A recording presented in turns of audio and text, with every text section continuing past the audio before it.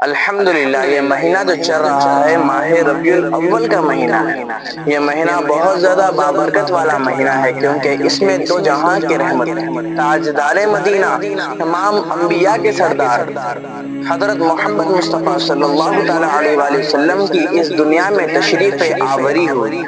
اور یقیناً ہم مسلمان حضور دو عالم صلی اللہ علیہ وآلہ وسلم کا میلاد بھی مناتے ہیں اور اللہ سے شکر کرتے ہیں کہ یا اللہ تو نے مجھے اس امت میں پیدا کیا، تیرا بہت بڑا کرم ہے، تیرا بہت بڑا احسان ہے۔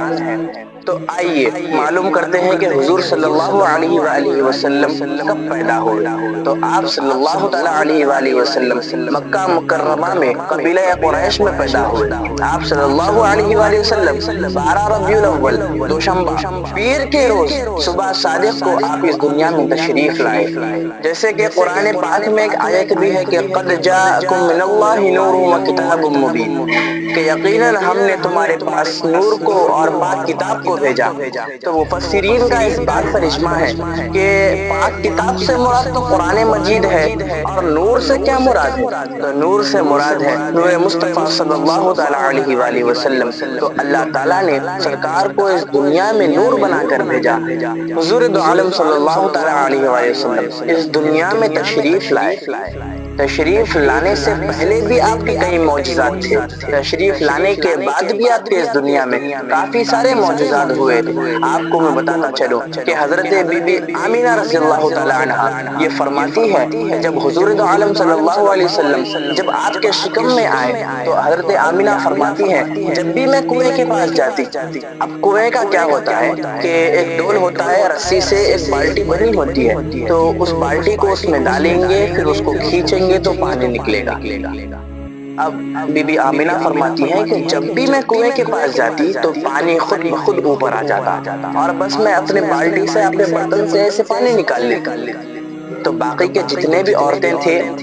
وہ کہتی کہ تم جب بھی کنویں کا پانی نکالنے جاؤ تو جب حضرت بی بی آمینہ جاتی ہے جب بھی جاؤ، کیونکہ جب وہ جاتی ہے تو پانی خود بخود اوپر آتا ہے۔ اب یہ کس کی وجہ سے آتا ہے؟ کیونکہ سرکار دو عالم صلی اللہ علیہ وسلم حضرت بی بی آمینہ کے شکم میں ہے، اور آپ کو پتہ ہونا چاہیے کہ اگر زیادہ وزن کھینچنے سے بہت زیادہ تکلیف ہوتی ہے تو خداوند قدوس نے سرکار کو رحمت للعالمین بنا کر بھیجا، کہ تمام جہاں کے لیے رحمت بنا کر بھیجا، دونوں عالم کے لیے رحمت بنا کر بھیجا۔ تو آپ بتائیے کیا وہ رحمت اپنی ماں کے لیے تکلیف پہنچا سکتا ہے؟ بالکل نہیں۔ حضرت محمد صلی اللہ علیہ وآلہ وسلم پیدا ہونے سے پہلے کہ ماں کے شکم میں ہے، اور ماں کو پانی کھینچنے کی ضرورت نہیں پڑتی، پانی خود اوپر آ جاتا ہے۔ اور ایک بات یہ سنیں کہ حضرت بی بی آمینہ رضی اللہ تعالی عنہا اپنے گھر سے جب نکلتی تو ایک بادل آپ کو سایہ کر دیتا تھا، آپ جہاں بھی جاتے بادل ادھر آتا تھا۔ اب اسی طرح آپ صلی اللہ تعالی علیہ وآلہ وسلم کی تشریف آوری اس دنیا میں ہو گئی، اور ہونے کے بعد حضرت بی بی آمینہ نے سرکار دو عالم صلی اللہ علیہ وسلم کو بنو سعد بھیج دیا پرورش کے لیے۔ قبیلہ بنو سعد سے کافی سارے عورتیں آئے تھے، اور مکہ مکرمہ میں جس دن سرکار پیدا ہوئے اس دن کوئی لڑکی پیدا نہیں، اس دن صرف مرد پیدا ہوئے، اس دن صرف لڑکے پیدا ہوئے۔ اب آپ یہ مت سمجھیں کہ لڑکی پیدا ہونا غلط بات ہے، آپ کو پتا ہونا چاہیے کہ سرکار جب آئے تھے اس سے پہلے کا جو زمانہ تھا وہ زمانہ جاہلیت تھا، جب اتنی زیادہ جہالت بڑھ گئی تھی کہ اگر لڑکی پیدا ہوتی تو اسے زندہ درگور کر دیتے تھے، اگر لڑکی پیدا ہوتی تو اسے ایک منحوس سمجھتے تھے، لڑکی پیدا ہوتی تو وہ افسوس کرتے، وہ اپنی ناک کٹ گئی ویسے سمجھتے تھے۔ لیکن اللہ تعالیٰ کو یہ گوارا نہیں کہ جس روز سرکار دو عالم صلی اللہ علیہ وسلم پیدا ہوں تو کسی لڑکی کو نقصان پہنچے، نہیں، ایسا نہیں ہو سکتا، کیونکہ سرکار دو عالم صلی اللہ علیہ وسلم بچوں، بوڑھوں، جوانوں، ضعیفوں، عورتوں، کمزوروں، طاقتوروں سب کے لیے رحمت بن کر آئے ہیں۔ حضور صلی اللہ علیہ وآلہ وسلم کو دائی حلیمہ سعدیہ، اب انہیں سعدیہ کیوں کہتے ہیں؟ کیونکہ یہ بنی سعد کی رہنے والی تھی، اس لیے انہیں حضرت بی بی حلیمہ سعدیہ کہتے ہیں۔ تو آپ جب پہلی بار حضور دو عالم صلی اللہ علیہ وسلم کو دیکھی تو اپنے گلے کو لگا لیا، لگا لینے کے بعد فرمایا کہ اب میں اسی بچے کو لے کر جاؤں گا۔ اب جب وہ کیا کہتے ہیں مکہ کو آ رہی تھی تو ان کے پاس ایک اونٹنی تھی جو بہت بیمار لاغر ہو گئی تھی۔ جب آپ صلی اللہ علیہ وسلم کو لے کر جا رہے تھے تو وہ اونٹنی واپس پھرتی میں آ گئی اور وہ اتنی تیز بھاگنے لگی کہ تمام بنو سعد کے اونٹوں کو پیچھا کر دی۔ اب حضور صلی اللہ علیہ وآلہ وسلم آپ کے پاس پرورش ہو ہی رہے تھے کہ حضرت بی بی حلیمہ سعدیہ رضی اللہ تعالی عنہا جو تھے ان کے پاس کافی سارے لوگ آتے اور دعوت دیتے کہ اے حلیمہ سعدیہ آپ ہمارے دعوت میں شرکت فرمائیں اور ساتھ میں وہ جو بچہ ہے نا محمد اس کو بھی لے کر آنا۔ تو حضرت بی بی حلیمہ سعدیہ کہتی ہے کہ تم مجھے دعوت دیتے ہو اور یہ بھی کہتے ہو کہ محمد کو بھی لے کر آنا صلی اللہ علیہ وسلم۔ تو لوگ کہتے ہیں کہ خوشبو بہت مہنگی ہے، خوشبو بہت مہنگی ہے۔ اب آپ کا جو بیٹا ہے یعنی رضائی جو بیٹا ہے وہ جہاں پر بھی آتا ہے وہاں پر خوشبو ہو جاتی ہے، جس کے مکان میں جاتا ہے وہاں پر خوشبو ہو جاتی ہے، تو آپ کے بیٹے کو بھی لا لیں گے ہمارے یہاں بھی خوشبو مہک جائے گی۔ اب حضور صلی اللہ علیہ وآلہ وسلم کی ایک بہن تھی رضائی بہن جو حلیمہ سعدیہ کی بیٹی تھی، وہ 8-9 سال کی تھی، تو حضرت محمد صلی اللہ علیہ وسلم ابھی چھوٹے تھے۔ تو جب بھی حلیمہ سعدیہ رضی اللہ تعالی عنہا جو تھی حضرت شیماء کو فرماتے کہ جاؤ اور بکریاں چراؤ، تو حضرت شیماء کہتے کہ نہیں آپ اگر محمد کو میرے ساتھ بھیجیں گے تبھی میں بکریاں چلانے جاؤں گی۔ تو حضرت حلیمہ سعدیہ کہتی ہے کہ ہر وقت تم یہی کہتے ہو کہ بکریاں چرانے جاؤ تو میں محمد کو لے کر جاؤں گی، کیا وجہ ہے؟ تو حضرت شیماء فرمانے لگی کہ میں جب بھی محمد کو اپنے ساتھ بکریاں چلانے لگ جاتی ہوں، محمد تو میرے گود میں رہتے ہیں لیکن بکریوں کو ہانپنے کی ضرورت نہیں پڑتی، بکریوں کو آواز لگانے کی ضرورت نہیں پڑتی۔ کیوں؟ کیونکہ جہاں پر بھی میں محمد مصطفیٰ صلی اللہ علیہ وسلم کو لے کر جاتی ہوں بکریاں بھی میرے پیچھے وہاں آتی ہے، اور جب میں ایک جگہ محمد کو لے کر بیٹھ جاتی ہوں تو تمام بکریاں بھی بیٹھ جاتی ہیں اور سرکار دو عالم صلی اللہ علیہ وسلم یعنی محمد کا دیدار کرتے رہتے ہیں۔ اور ایک مرتبہ جب سرکار دو عالم صلی اللہ علیہ وآلہ وسلم سے بی بی حلیمہ جب ملنے آئی تھی، بہت بعد میں جب وہ ضعیف ہو گئی تھی تو سرکار جو تھے صحابہ کے ساتھ بیٹھے ہوئے تھے، تو سرکار جب آپ کی نظر بی بی حلیمہ پہ پڑی تو سرکار اٹھ کر کھڑے ہو گئے اور آپ کے پاس جو رومال تھا، جو کپڑا ہوتا ہے نا، آپ کی چادر نکال دی اور بچھا دیا اور حضرت بی بی حلیمہ سعدیہ کو وہاں پہ بٹھایا۔ تو صحابی رشک کرنے لگے کہ سرکار اٹھ کر کھڑے ہو گئے، یہ کون خاتون ہے، یہ کون ہے؟ تو حضرت عمر فرمانے لگے کہ یہ حلیمہ سعدیہ ہے، یہ سرکار دو عالم صلی اللہ علیہ وسلم کی رضائی ماں ہے۔ تو آپ صلی اللہ علیہ وسلم کے اوپر ایمان بھی لایا تھا حضرت بی بی حلیمہ نے۔ لوگوں نے پوچھا کہ اے حلیمہ تو نے ایمان کیوں لایا، تو نے کیا دیکھا اس کے اندر؟ تو حضرت حلیمہ کہتی ہے کہ تم لوگ تو محمد صلی اللہ علیہ وسلم کو اب دیکھ رہے ہو،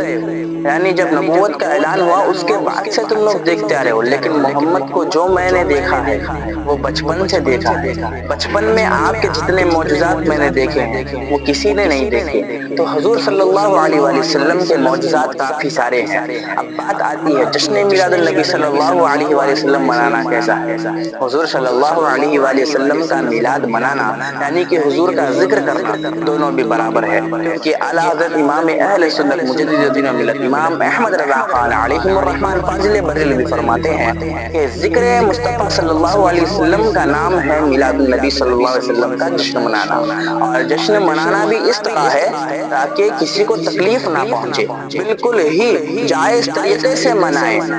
یہ ڈی جے، یہ بینڈ، یہ وغیرہ وغیرہ چیزیں ہیں، اس سے آپ بالکل پرہیز کریں، اور اگر کوئی کر بھی رہا ہے تو اسے کیا کر روکے، اگر وہ نہیں سنا تو اسے حال پہ چھوڑ دے۔ آپ چھوٹے بچوں کو جمع کریں، جمع کرنے کے بعد میرے اور آپ کے پیارے نبی صلی اللہ علیہ وآلہ وسلم کے معجزات کا ذکر کریں، آپ صلی اللہ علیہ وسلم کی عظمت بیان کریں، ان کے دلوں میں سرکار دو عالم صلی اللہ علیہ وسلم کی محبت کو پیدا کرے۔ اور اگر ایسا جلوس نکل رہا ہے جس میں صرف اور صرف جائز طریقے سے جلوس نکل رہا ہے تو آپ اس میں شرکت فرمائیں، اور جہاں پر بھی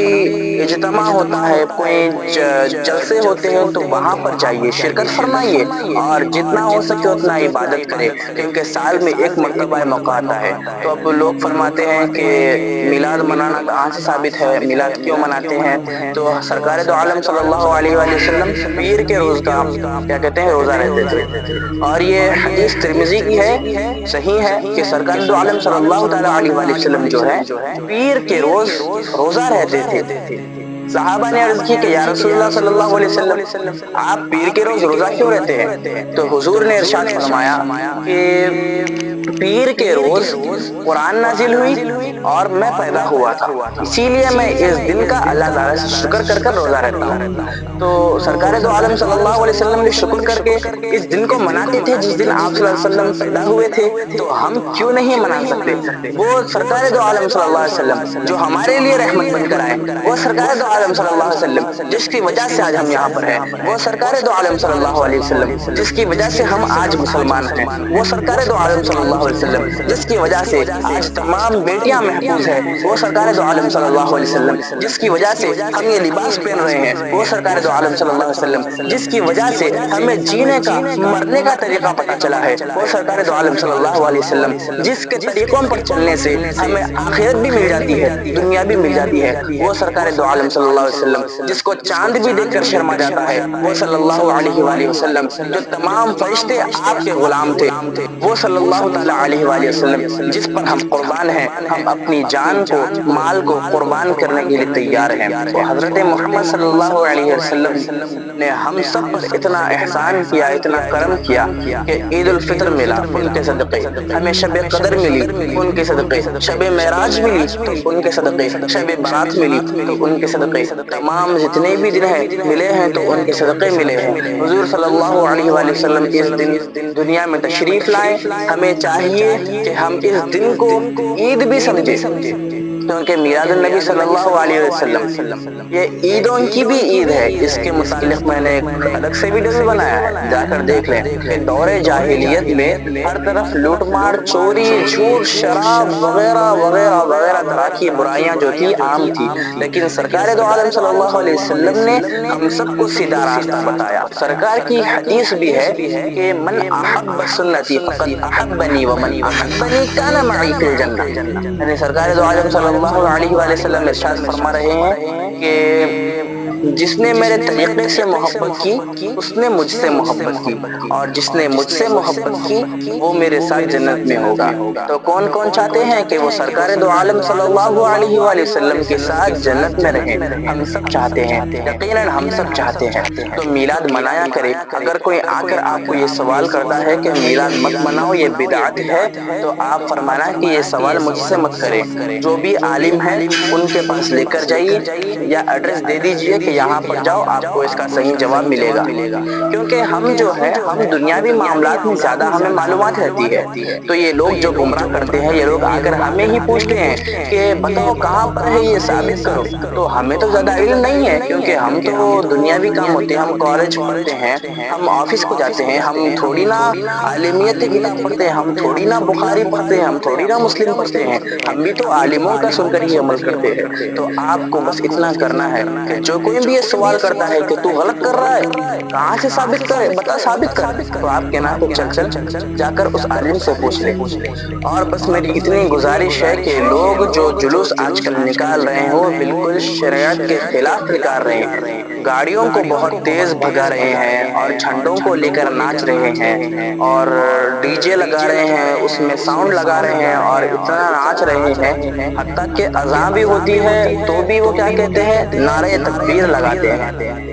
اب نعرہ لگانا تو غلط بات نہیں ہے، لیکن اذان کو سن کر بھی نعرے لگاتے ہیں۔ کیا کہہ سکتے ہیں کہ یہی جو موقع ان لوگوں کو ملتا ہے وہ کہتے ہیں کہ بتاؤ کہاں پہ ہے تم، یہ غلط، وہ تمہیں کیا کریں گے، تم کو بھی گمراہ کر دیں گے۔ تو یاد رکھیں جو شریعت کے خلاف ہوتا ہے وہ ہمیشہ خلاف ہی ہوتا ہے، جو ناجائز ہوتا ہے وہ ناجائز ہی ہوتا ہے۔ تمام لوگ مل کر بھی اسے جائز بنانا چاہیں گے تبھی بھی وہ جائز نہیں ہوگا۔ تو جائز طریقے سے میلاد النبی مناؤ، گھر میں کچھ اچھا پکانا ہے پکاؤ، اور فاتحہ دلاؤ دلاؤ اسے کھاؤ، اگرچہ شریعت کے ساتھ ساتھ جو جلوس نکل رہا ہے اس میں شرکت فرماؤ۔ اگر جلوس اچھا نہیں ہے تو روکنے کی کوشش کرو، اگر نہیں ہوتا تو گھر میں بیٹھو یا مسجد میں آ جاؤ اور سرکار دو عالم صلی اللہ علیہ وسلم پر درود السلام کا نذرانہ عقیدت پیش کرو۔ آخر میں بس اتنا کہنا چاہتا ہوں کہ سرکار دو عالم صلی اللہ علیہ وسلم کے بتائے ہوئے طریقوں پر عمل کرو، اور جو بھی بات میں نے کہی ہے اسے اپنے دوستوں تک شیئر کرو، اپنے گھر والوں تک شیئر کرو، اور میرے اس چینل پہ سبسکرائب کر دو۔